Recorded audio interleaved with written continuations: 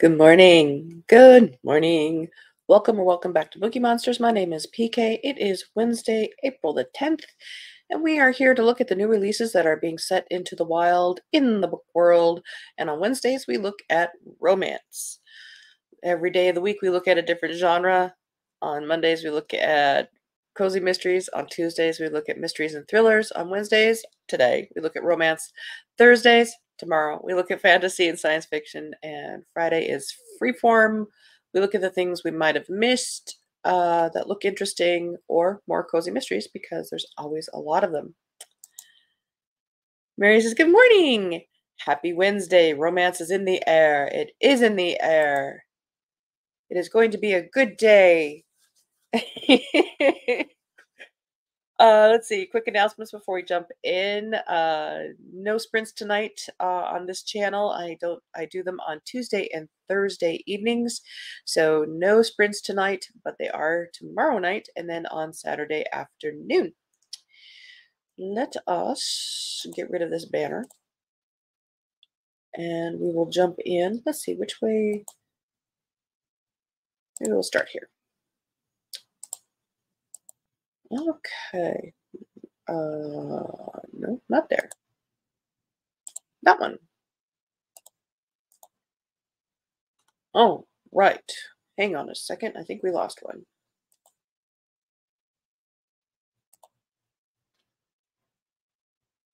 Zutolo, we have missed one.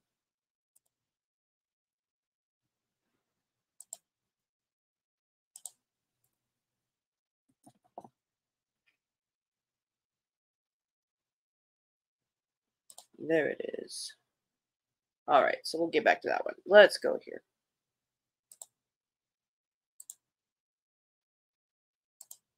All right, Weekends with You by Alexandra Page. This is a romantic debut told over the course of 1 year in monthly weekend installments about found family, new love, and the magic of London. Flowers have always been the best communicators. They've mastered falling over one another in the perfect way to announce exactly what they need. Sunlight, water, space. They do not rush. They do not bloom before their time. They do not take without giving in return. They are nothing like the rest of London.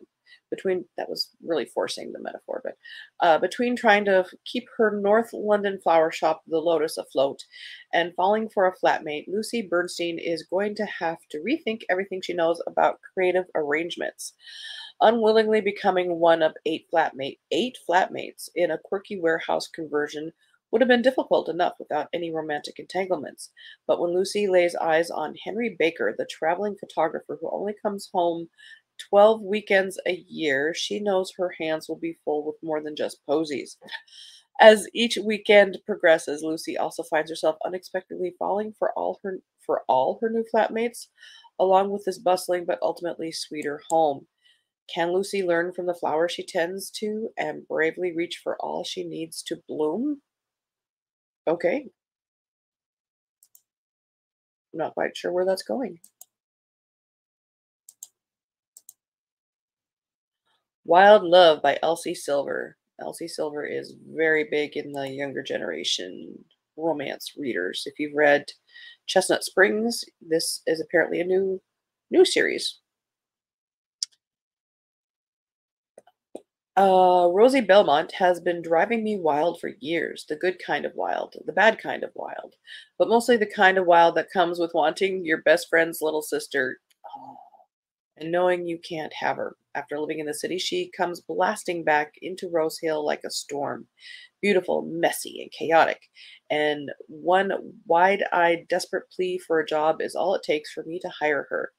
Forbes may have labeled me the world's hottest billionaire, but all I care about is opening my new recording studio, something that comes to a screeching halt when I end up face to face with a young girl who claims I'm her biological father. Now I spend my days balancing business with parenting and a sullen 12-year-old, all while trying desperately to keep my hands the hell off my best friend's little sister. I vow to keep Rosie at arm's length. I try to stick to scowls and grumpy one-liners, but with her, sparring is merely foreplay, friction that turns to blistering heat. I know damn well I shouldn't cross that line, but shouldn't and can't are two very different things, and the only thing I truly can't do is resist her. So many tropes there.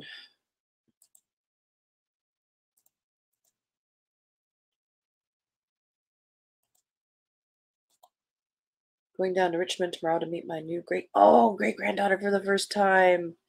Plus, my daughter is there from Florida, so I get to see her as well. A red banner day for sure. Absolutely. That was Annie. Am I remembering that right? Oh, that is going to be so wonderful. Wake Me Most Wickedly by Felicia Grossman, second in the Once Upon the East End series. Now, something's wonky here. Is it his neck? He's wearing a yarmulke, so that's interesting. I don't know. Something's wonky there. Physically, but with the body shaping. Let's see. In this clever reimagining of Snow White, where a handsome businessman will do anything to win the heart of the only woman he cannot have. Solomon Weiss has little interest in power, but to repay the half brother who raised him, he pursues money, influence, and now a respectable wife. That is, until outcast Hannah Moses saves his life, and Saul finds himself helplessly drawn to the beautiful pawnshop owner. Forever tainted by her parents' crimes, Hannah sees only a villain when she looks in the mirror. No one a prince would choose. To survive, she must care for herself, even if that means illegally hunting down whatever her clients wish. So no matter how fair or charming she finds Saul, he belongs to a world far too distant from her own. Only neither can resist their desires, and each meeting weakens Hannah's resolve to stay away. But when Hannah discovers a shocking betrayal in Saul's inner circle, can she convince him to trust her, or will fear and doubt poison their love for good? I don't really see the Snow Whiteness in this. I do like the Jewishness of it. I'm intrigued. I would check out the writing.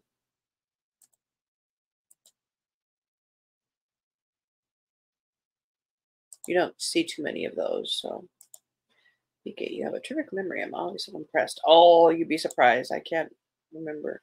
I just remember recent things. Yes, I noticed it right away when you first called up that cover. Wonky for sure. There's something in the neck. There's something weird. Until It Was Love, a complicated situationship rom-com. It wouldn't be complicated and be it has to be complicated to have a story written about it. But a situationship, I've not heard that before. Maybe it's a new thing. This is by Pippa Grant. There are a million reasons why I shouldn't agree to date Fletcher Huxley. He's a growly.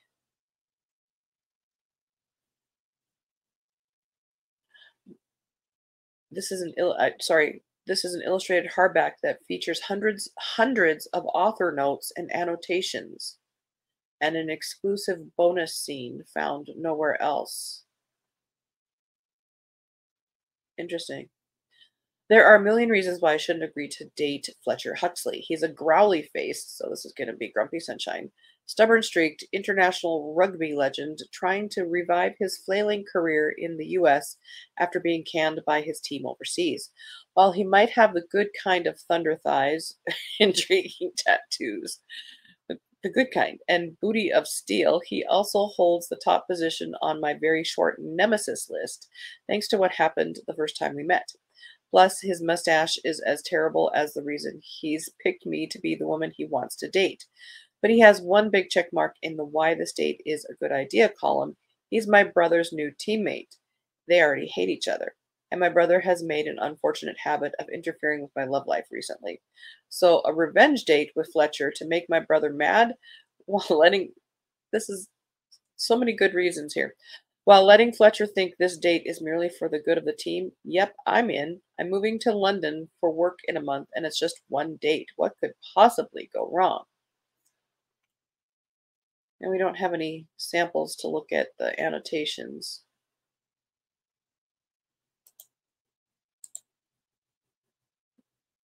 Okay. Wait. What? I had this up twice? No. The Kiss Countdown.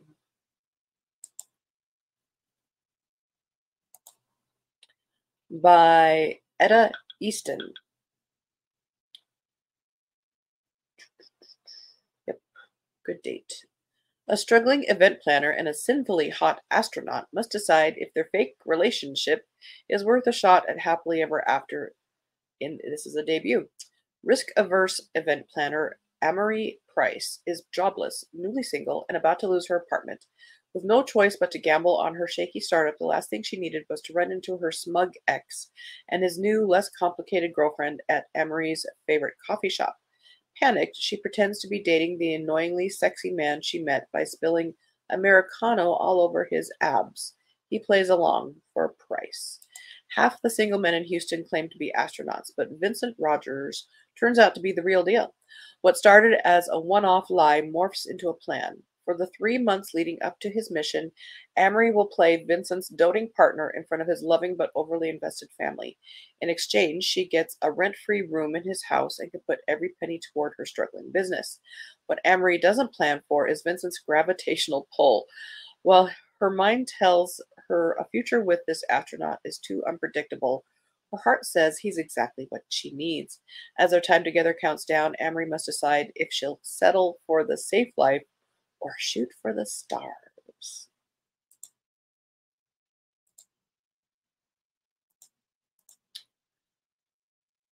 It always goes back to that one. Sweet Mead for Lady Martine. This is a Below the Salt, book number 7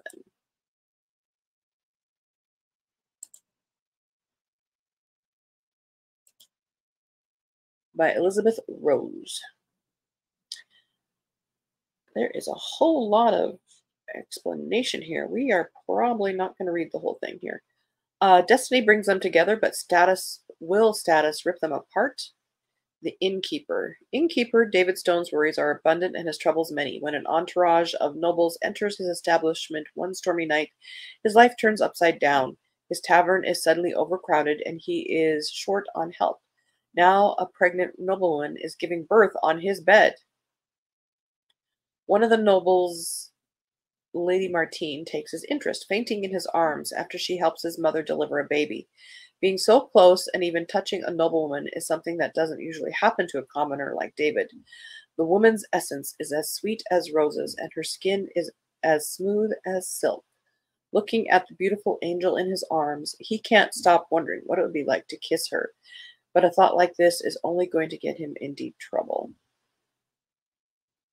etc., etc. So medieval, which we knew from the cover.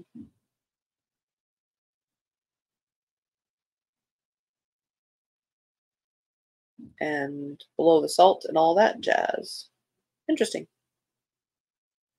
And seventh in series, so I'm kind of intrigued. We shall see. I've got my mind set on brew.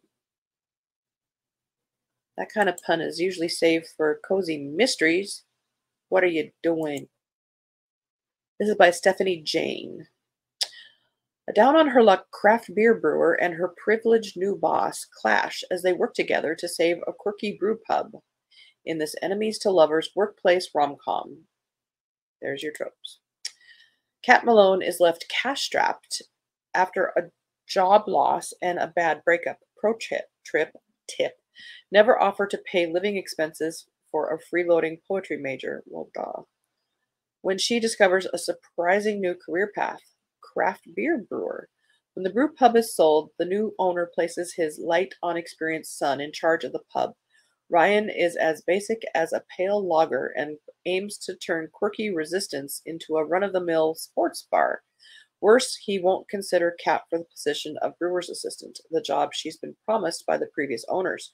Despite clashes between Kat and Ryan, he confides that resistance is in financial trouble and that drastic changes will be needed if the pub has any hope of survival. Forced to collaborate, Kat realizes Ryan isn't as bland as she assumed. He might even be exactly what she's been craving. But just as Ryan promises Kat a true partnership in the face of his father's opposition, Kat is offered the opportunity of a lifetime. Marrying the beer used to be Kat's only goal, but can she craft a brew for her life that allows her to have it all? I don't know if the romance reading target audience is into craft brew stuff. Only time will tell. How to End a Love Story by Yulin Kwang. Helen Zhang hasn't seen Grant Shepard once in the 13 years since the tragic accident that bound their lives together forever. Now a best-selling author, Helen pours everything into her career. She's even scored a coveted spot in the writer's room of the TV adaptation of her popular young adult novels, and if she can hide her imposter syndrome and overcome her writer's block, surely the rest of her life will fall into place too. LA is the fresh start she needs. After all, no one knows her there, except dot dot dot. Grant has done everything in his power to move on from the past, including building a life across the country. And while the panic attacks have never quite gone away, he's well liked around the town as a screenwriter. He knows he shouldn't have taken the job on Helen's show, but it will open doors to developing his own projects that he just can't pass up. Grant's exactly as Helen remembers him, charming, funny, popular, and lovable in ways that she's never been. And Helen's exactly as Grant remembers too, brilliant, beautiful, closed off. But working together is messy and electrifying, and Helen's parents, who have never forgiven Grant, have no idea he's in the picture at all. When secrets come to light, they must reckon with the fact that theirs was never meant to be any kind of love story. And yet, the key to making peace with their past and themselves must just lie in holding, might just lie in holding on to each other in the present. Okay. Sounds like as teenagers, somebody died because of them. Probably a younger sister. Craft brew angle doesn't grab me. Yeah, it's a weird combination with a romance book.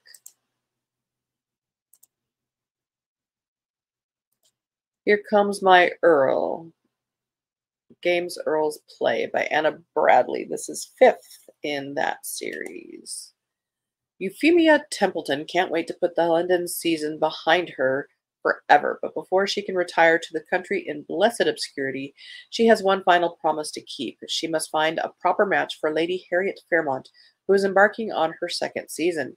Matchmaking is easy for a lady with Fee's skills, but when Harriet's elder brother James, the arrogant, infuriating, and far too handsome Earl of Fairmont, accompanies his sister to London, she soon has cause to regret her promise. James doesn't believe in matchmaking. He doesn't approve of Harriet's favored swain, and most of all, he doesn't trust Euphemia Templeton, no matter how clever she is or how charmingly her lips purse when he argues with her.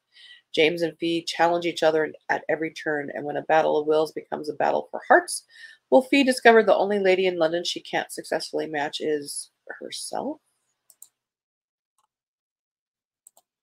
Probably.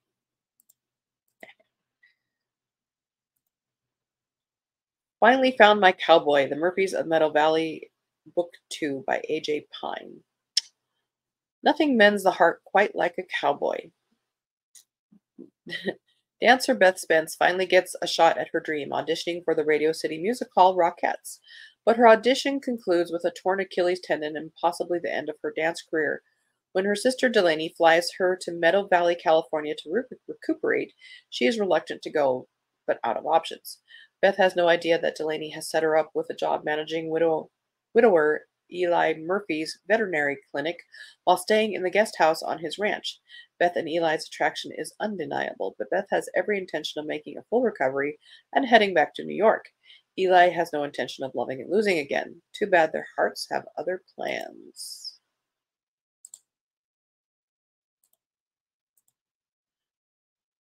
Keeps going. Every Time You Hear That Song by Jenna Voris. They say never meet your idols, but nothing about digging up their deepest secrets. 17-year-old aspiring journalist Darren Purchase has been a lifelong fan of country music legend Deckley Castle, who's as famous for her classic hits as she is for her partnership with songwriter McKinley Hooper, the same McKinley who mysteriously backed out of the limelight at the height of their careers, never to be heard from again. Now Deckley's televised funeral marks the unveiling of her long-awaited time capsule. But when it's revealed to be empty, a trail of scavenger hunt clues unfolds, leading to a whopping cash prize for whoever finds the real capsule. Darren knows there's a story there, and she's going to be the one to break it, even if it means spontaneous road trip with her co-worker Kendall. Flashback to 1963 when a young runway Deckley has her sights set on fame and glory. Blah, blah. Told in alternating perspectives, every time you hear that song is a beautiful tale told across lifetimes.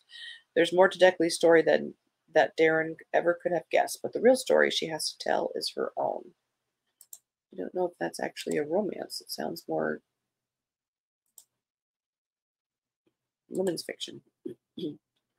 Cold-Hearted Casanova by L.J. Shen, Cruel Castaways series.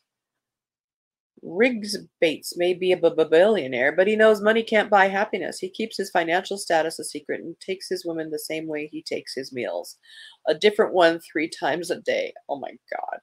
That's until he's caught sleeping with a married newswoman by none other than her ambitious assistant. Duffy Markham, wants 2 things in life, marry well and stay in the States. So when her almost fiancé takes off to find himself and her work visa approaches expiration, Duffy resorts to the only thing she has left, blackmail. Luckily, Riggs needs an excuse to stay in New York as badly as she does, so their first meeting quickly leads to a begrudging engagement. That's all kinds of... That's not good for relationships. Oy. Charmed by a Wily Lass by Amy Jarecki, 6th in the McGalloways. Thrust into the role of Viscount Berwick, Kenneth arrives in London to investigate the true cause of his brother's death. The man might have died in his bed, but Kenneth does not agree with the doctor's findings.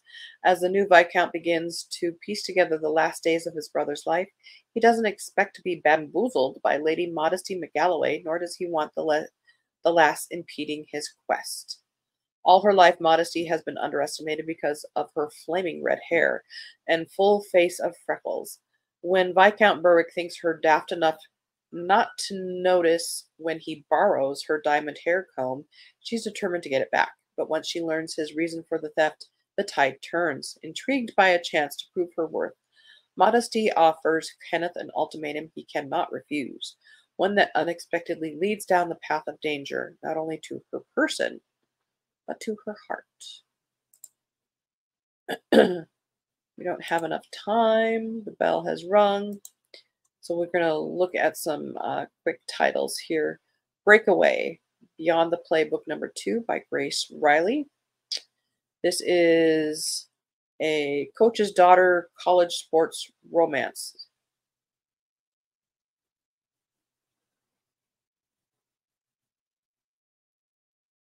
In the very popular hockey type of romances. And that one, luckily, was a duplicate. Next to You by Hannah Bonham Young. 2 friends battle feelings for each other as they work together to renovate a school bus into a home. Everything is, if you look at these blurbs, so many are the viral TikTok authors. And that is it. Time for a couple. We got to most. And I'm going to check out a couple. Oh, not a commercial. There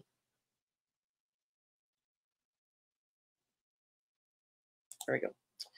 I'm going to check out that Jewish one with the weird neck and that medieval one.